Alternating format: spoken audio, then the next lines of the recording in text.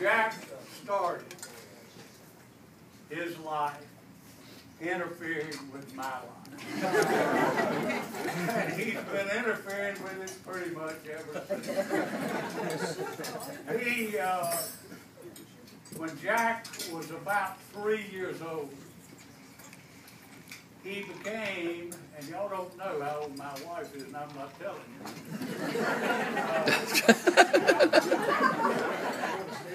But I want you to know, when Jack was about 3 or 4 years old, she wasn't still a young woman. But he became an absolute expert on John Deere tractors. And I want you to know something. I became an expert on John Deere tractors.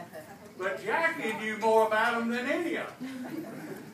Every Wednesday afternoon for probably 2 years, she went out here to the John Deere place on Highway 64. And she and Jack sat on every tractor and every piece of equipment that they had. Every Wednesday. My house looked like I owned John Deere. And that was our part of Jack's tractor. And of course, Jack then got into antique tractors. And he's only about 5, wasn't he, Pete? One afternoon, Bill and myself and Jackie go up to North Ireland to an antique tractor show. They had about 40 tractors up there. And I want you to know that this young man knew what every single one of those tractors was. He knew how much horsepower it had, how much pulling power it had. And he and my wife got on every one of those tractors. Bill and I walked around and they were getting up and down off these tractors.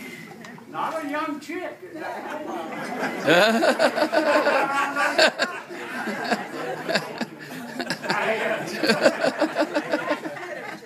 I went out, and about that time, I went out to the mall one day, and I heard somebody call my name.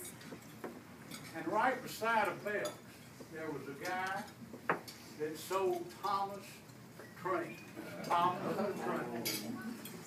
And I go sliding around and I look in there, and there's Jack. That fellow wants to take Jack home with him. And Jackie says, not unless I go. And, you know, she let him know right away. But he became dear friends of Jack. And, you know, I was busy back then working hard, and I wasn't really paying that much attention. But I went home one Wednesday afternoon. That was Jackie's day with Jack. And I learned not to interfere too much. Life is easier that way. I went home and I was trying a murder case. I was right in the middle of a murder case. And I go home, and a lot of you don't know about my house, but I have one place that I sort of call my own. And it's my cat. There's Jack on my cat. He is sitting there with pillows that I have never seen before in my house. And I'm telling you, he has all kinds of blankets and all wrapped around him. And he's watching SpongeBob. And we watched SpongeBob till 9 o'clock. And he went to bed in my bed. And I went upstairs. And tried to study my murder case by a little lamp that hardly worked. And I'm just telling you this because most Wednesdays, Jack slept in my bed. And Jack was not a good sleeper. He and Jackie had a game called Ring Around the Bed. And they went from one side to the other, top to bottom. Mary Lou, you know about it. He slept with you about it.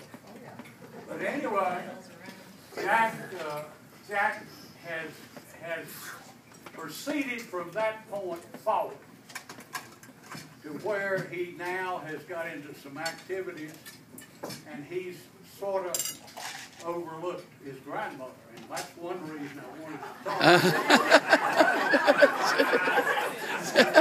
He's not coming over anymore Wednesdays.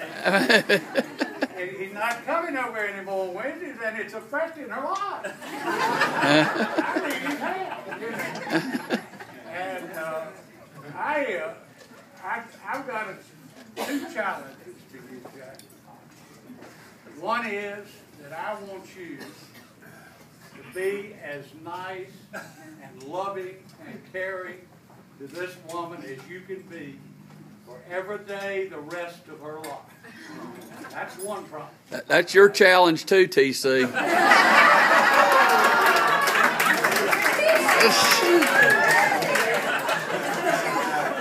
That wasn't in the vow. The other thing, Jack, is I want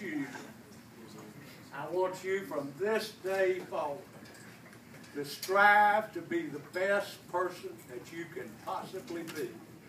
To be the best in everything you try to do.